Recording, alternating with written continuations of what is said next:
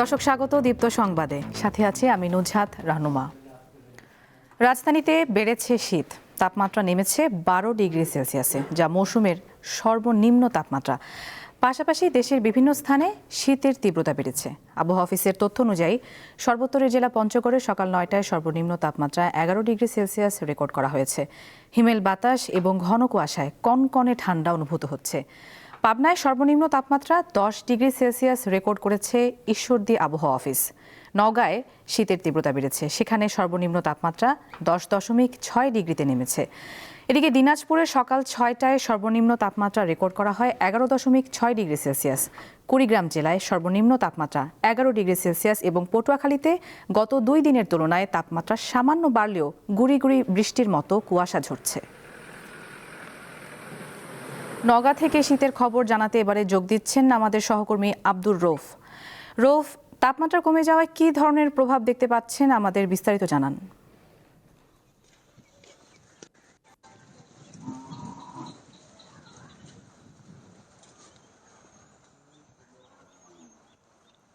আপনি যেমনটি বলছিলেন, গতকালকে নওগাঁয় সর্বনিম্ন তাপমাত্রা পরিমাপ করা হয়েছিল 9 ডিগ্রি, যা এই শীত মৌসুমে ছিল সর্বনিম্ন। আজকে সেই তাপমাত্রাটি কিছুটা বৃদ্ধি পেয়েছে। আজকে সেই সর্বনিম্ন তাপমাত্রা 10.6 ডিগ্রি পরিমাপ করেছে নওগাঁর বদলগাছি কৃষি আবহাওয়া পর্যবেক্ষণাগার কর্মকর্তা আবহাওয়া অফিসে। এছাড়া এই তাপমাত্রা সামান্য একটু বৃদ্ধি পেলেও কিন্তু শীতের তীব্রতা একেবারেই কমেনি, বরং এই উত্তর থেকে বয়ে আসা হিমেল হাওয়ার কারণে সেই শীতের তীব্রতাটাকে কয়েক গুণ বাড়িয়ে দিয়েছে। এই কনকনে হাড় কাঁপানো শীতের মধ্যে বেকায়দায় পড়েছে বিশেষ করে শ্রমজীবী মানুষ যারা রয়েছে, ছিন্নমূল ভবঘুরে নিম্ন আয়ের খেটে খাওয়া মানুষরা, তারা কিন্তু চরম বিপাকে পড়েছে। তারা এই শীতকে উপেক্ষা করে খোলা মাঠে বের হয়ে কাজ করতে পারছে না এবং অনেক মানুষজনও কিন্তু এই শীতে প্রয়োজন ছাড়া বাইরে বের হচ্ছে না, যার কারণে রাস্তাঘাটে মানুষের চলাচলও কমে গেছে। এই কারণে কিন্তু অটো যেগুলো আছে, সিএনজি যেগুলো আছে, অটো রিক্সা যেগুলো আছে, এগুলো যাত্রী কমে গেছে। যাত্রী কমে যাওয়ার কারণে শ্রমজীবী মানুষদের আয় কমে গেছে। এছাড়া জেলাতে কিন্তু এখন পর্যন্ত শীতের যে তীব্রতা হানা দিয়েছে, এই শীতের তীব্রতায় যেন একটি শীতার্ত মানুষও কষ্ট না থাকে, সেই লক্ষ্যকে সামনে রেখে জেলা প্রশাসনের পক্ষ থেকে ইতিমধ্যেই জেলার 11টি উপজেলাতে 50,000-এরও বেশি শীতবস্ত্র বিতরণ করা হয়েছে এবং শীতের তীব্রতা যতদিন থাকবে ততদিন পর্যন্ত এই শীতবস্ত্র বিতরণের কার্যক্রম অব্যাহত রাখা হবে। আমার সঙ্গে কথা হয়েছে জেলা প্রশাসক মোহাম্মদ সাইফুল ইসলামের সঙ্গে। তিনি জানিয়েছেন, নওগাঁতে যতদিন পর্যন্ত শীতের তীব্রতা আছে ততদিন ধরে শীতবস্ত্র বিতরণ কার্যক্রম অব্যাহত থাকবে এবং এই শীত মৌসুমে 1 লক্ষ শীতবস্ত্র হিসাবে কম্বল বিতরণে কিন্তু লক্ষ্যমাত্রা অর্জন করা হয়েছে। জেলার 11টি উপজেলা নির্বাহী কর্মকর্তা যারা রয়েছেন, তারা কিন্তু প্রতিদিনই সন্ধ্যার পরে আপনার শীতবস্ত্র নিয়ে খুঁজে খুঁজে শীতার্ত মানুষদের কিন্তু আপনার শীতবস্ত্র বিতরণ করছে, এমন দৃশ্য দেখা দিয়েছে। তবে শীতের এই তীব্রতা আরো আগামীতে কিছু বৃদ্ধি পাবে, এমনটি জানিয়েছে নওগাঁর বদলগাছি কৃষি আবহাওয়া পর্যবেক্ষণাগারের কর্মকর্তা মিজানুর রহমান। তো শীত নিয়ে এই ছিল আমার কাছে থাকা সর্বশেষ তথ্য। ধন্যবাদ আপনাকে যুক্ত হবার জন্য। ঘন কুয়াশার কারণে বন্ধ রয়েছে দৌলতদিয়া পাটুরিয়া নৌ রুটে ফেরি চলাচল। সেখানে রয়েছেন সহকর্মী মাহফুজুর রহমান, তার কাছ থেকে জানবো আরো বিস্তারিত। মাহফুজ, কখন ফেরি চলাচল স্বাভাবিক হতে পারে, কিছু কি জানতে পেরেছেন এই বিষয়ে?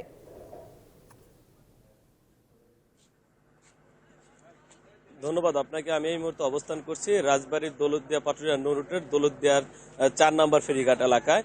আমি একটা বিষয় বলে রাখতে চাই, গত শনিবার দিবাগত রাত 11:30 হতে দৌলতদিয়া পাটুরিয়া নৌ রুটে কুয়াশার ঘনত্ব বৃদ্ধি পাওয়ায় এবং এই নৌ রুটে নৌযান চলাচল বিঘ্ন ঘটার কারণে কিন্তু নৌযান বন্ধ করে রাখা হয়েছে সাময়িক সময়ের জন্য। আমরা কথা বলেছিলাম BIWTC দৌলতদিয়া ঘাট কর্তৃপক্ষের সাথে, তারা আমাদেরকে এমনটাই জানিয়েছেন।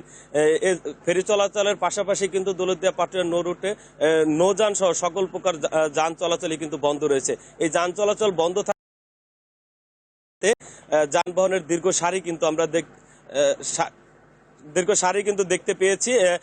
এই দীর্ঘ সারিতে পণ্যবাহী ট্রাক, যাত্রীবাহী বাস কিন্তু নদী পারের অপেক্ষায় রয়েছে।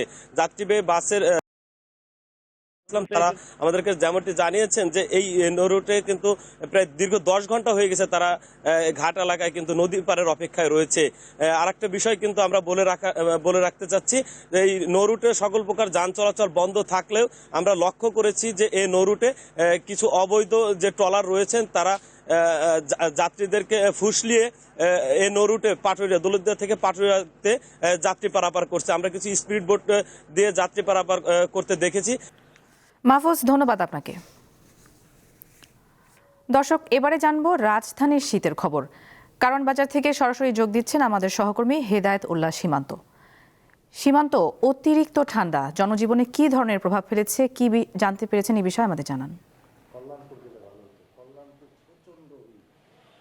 নুজাত, বছরের শুরুতেই সারা দেশে ঝেঁকে বসেছে শীত, যেটি আরও বাড়তে পারে। আবহাওয়া অফিস যেমনটি বলছিলেন, আজকে রাজধানীতে তাপমাত্রা 12তে নেমে এসেছে, যেটি এই সময়ের মধ্যে যে তাপমাত্রা 4 ডিগ্রিতে নেমে আসার সম্ভাবনা রয়েছে।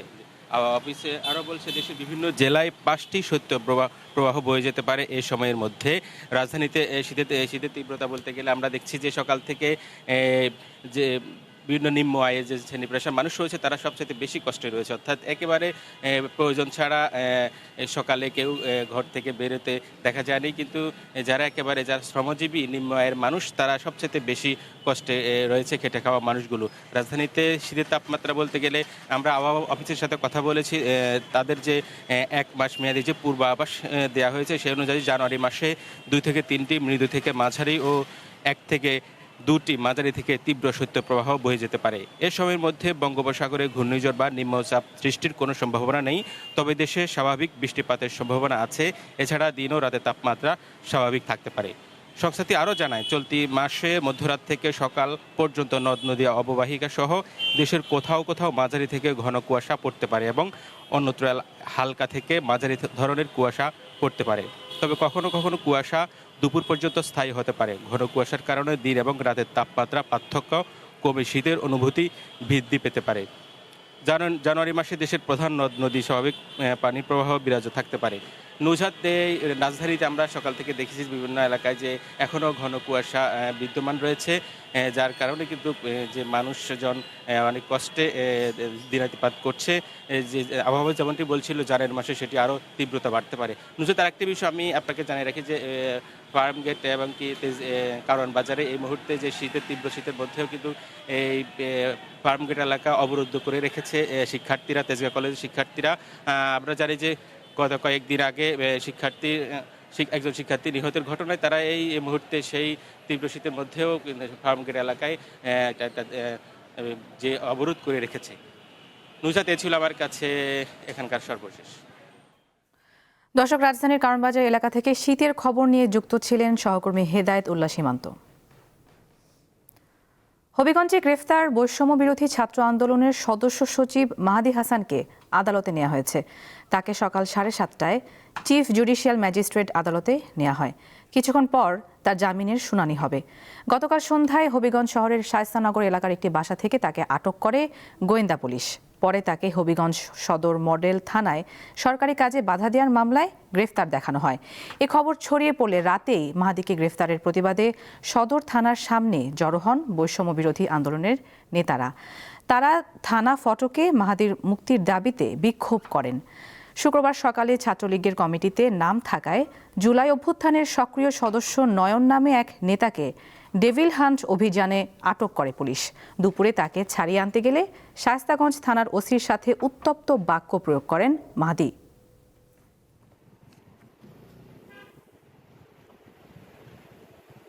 ঢাকা বিশ্ববিদ্যালয়ের কম্পিউটার সায়েন্স অ্যান্ড ইঞ্জিনিয়ারিং বিভাগ তথ্য ও সাইবার নিরাপত্তায় পেশাদার স্নাতকোত্তর প্রথম ও দ্বিতীয় ব্যাচের শিক্ষার্থীদের সার্টিফিকেট দিয়েছে। এ লক্ষ্যে শনিবার রাতে বাংলা একাডেমির আব্দুল করিম সাহিত্য বিশারদ অডিটোরিয়ামে অনুষ্ঠানের আয়োজন করা হয়। এতে প্রধান অতিথি ছিলেন ঢাকা বিশ্ববিদ্যালয়ের উপাচার্য অধ্যাপক নিয়াজ আহমেদ খান। সম্মানিত অতিথি ছিলেন আইসিটি ডিভিশনের সচিব শীষ হায়দার চৌধুরী। অনুষ্ঠানে সভাপতিত্ব করেন ঢাকা বিশ্ববিদ্যালয়ের কম্পিউটার সায়েন্স অ্যান্ড ইঞ্জিনিয়ারিং বিভাগের চেয়ারম্যান অধ্যাপক মোহাম্মদ আব্দুর রাজ্জাক। অতিথিরা 67 জনকে 1.5 বছর মেয়াদী প্রফেশনাল মাস্টার্স ডিগ্রি সার্টিফিকেট তুলে দেন। সাংস্কৃতিক অনুষ্ঠানের মাধ্যমে শেষ হয় এই আয়োজন। আপনাদের সদয় উপস্থিতি যখন হয় তখন আমি এটি প্রকাশ করি। আন্তর্জাতিক প্রসঙ্গ। ভেনেজুয়েলার প্রেসিডেন্ট নিকোলাস মাদুরো ও তার স্ত্রীকে নিউ ইয়র্কে নেওয়া হয়েছে। শনিবার ভোরে হামলা চালিয়ে তাদেরকে আটক করে তুলে নিয়ে যায় যুক্তরাষ্ট্রের সেনারা। প্রেসিডেন্ট ডোনাল্ড ট্রাম্প বলেছেন, ভেনেজুয়েলায় শান্তিপূর্ণভাবে ক্ষমতা হস্তান্তর না হওয়া পর্যন্ত দেশটি চালাবে যুক্তরাষ্ট্র। হামলার ঘটনা আন্তর্জাতিক আইনের চরম লঙ্ঘন বলে অভিহিত করেছেন বিশ্ব নেতারা। ভেনেজুয়েলার 53তম প্রেসিডেন্ট নিকোলা মাদুরোকে দীর্ঘদিন ধরেই সন্ত্রাসী হিসেবে আখ্যা দিয়ে আসছে যুক্তরাষ্ট্র। তার বিরুদ্ধে প্রধান অভিযোগ যুক্তরাষ্ট্রসহ বিভিন্ন দেশে অবৈধভাবে মাদক পাচার করা। এই বিষয়ে মার্কিন আদালতে বেশ কিছু মামলাও রয়েছে মাদুরোর নামে। মাদুরোকে গ্রেপ্তার করে যুক্তরাষ্ট্রের আইনে বিচার করতে অনেক বছর ধরেই চেষ্টা চালিয়ে যাচ্ছে মার্কিন প্রশাসন। সম্প্রতি তাকে ধরিয়ে দিলে $5 কোটি পুরস্কারের ঘোষণাও দেন ডোনাল্ড ট্রাম্প। তবে বরাবরই মার্কিন প্রশাসনের ধরাছোঁয়ার বাইরে ছিল 2013 সাল থেকে ভেনেজুয়েলার ক্ষমতায় থাকা নিকোলা মাদুরো। কিন্তু এবার আর শেষ রক্ষা হয়নি। নজিরবিহীনভাবে ভেনেজুয়েলায় হামলা চালিয়ে প্রেসিডেন্ট মাদুরো ও তার স্ত্রীকে আটক করেছে যুক্তরাষ্ট্র। সামাজিক মাধ্যমে ডোনাল্ড ট্রাম্প জানান, শনিবার ভোরে মার্কিন সেনাবাহিনীর ডেল্টা ফোর্স এই অভিযান চালায়। মার্কিন কর্মকর্তারা জানিয়েছেন, যুক্তরাষ্ট্রে ফৌজদারি অপরাধের মামলায় মাদুরোর বিচার করতেই তাকে গ্রেপ্তার করা হয়েছে। গ্রেপ্তারের পর এরই মধ্যে মাদুরোর বিরুদ্ধে মাদক ও অস্ত্রের নতুন মামলা দায়ের করেছে মার্কিন প্রশাসন। গ্রেপ্তারের পর তাকে নিউ ইয়র্কে নিয়ে আসা হচ্ছে বলে জানিয়েছেন ডোনাল্ড ট্রাম্প। মাদুরোকে গ্রেপ্তারের মাধ্যমে ভেনেজুয়েলায় যুক্তরাষ্ট্রের সামরিক অভিযান শেষ হয়েছে বলে জানিয়েছেন দেশটির রিপাবলিকান সিনেটর মাইক লি। মার্কিন পররাষ্ট্রমন্ত্রী মার্কো রুবিওর বরাতে তিনি জানান, ভেনেজুয়েলায় আর কোনো হামলা চালানো হবে না। এদিকে ভেনেজুয়েলার vice president Delcy Rodriguez president Maduro ও তার স্ত্রীর বেঁচে থাকার প্রমাণ চেয়েছেন। পাশাপাশি দেশ জুড়ে জাতীয় জরুরি অবস্থা ঘোষণা করে নাগরিকদের সরকারের নেতৃত্বের উপর আস্থা রাখার আহ্বান জানিয়েছেন মাদুরোর সহযোগীরা। তাদের দাবি, ভেনেজুয়েলায় বিশ্বের বৃহত্তম তেলের মজুদ দখল করতেই যুক্তরাষ্ট্র এই হামলা চালিয়েছে। এর আগে ভেনেজুয়েলার স্থানীয় গণমাধ্যম জানায়, ভোরে রাজধানী কারাকাসের দুটি গুরুত্বপূর্ণ সামরিক ঘাঁটিতে হামলা চালায় যুক্তরাষ্ট্র। বেশ কিছু বেসামরিক স্থাপনাতেও হামলার অভিযোগ তুলেছে ভেনেজুয়েলা কর্তৃপক্ষ। এই হামলার নিন্দা জানিয়েছে রাশিয়া ও ইরান।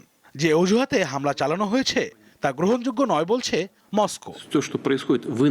এদিকে প্রথাগত কোনো স্থলযুদ্ধ ছাড়াই ভেনেজুয়েলায় বড় পরিসরে হামলা এবং প্রেসিডেন্টকে এইভাবে তুলে নিয়ে আসার ঘটনায় বিশ্ব রাজনীতিতে তোলপাড় সৃষ্টি হয়েছে। অনেক বিশেষজ্ঞ বলছেন, ট্রাম্পের উচ্চাবিলাসী এই অভিযান আন্তর্জাতিক আইনের কফিনে শেষ পেরেক। এতে রাষ্ট্রীয় সার্বভৌমত্বের নীতি তছনছ হয়ে গেছে। আশরাফ শুভ, দীপ্ত, বার্তাকক্ষ।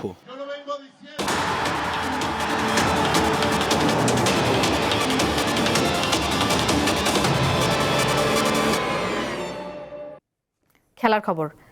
নিলামে 9 কোটি 20 লাখ রুপিতে কিনলেও মুস্তাফিজুর রহমানকে ছেড়ে দিয়েছে কলকাতা নাইট রাইডার্স।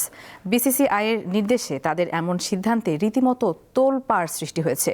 এর মধ্যেই কথা উঠেছে ফেব্রুয়ারিতে ভারতে হতে যাওয়া টি-20 বিশ্বকাপে বাংলাদেশের ক্রিকেটারদের নিরাপত্তা নিয়ে।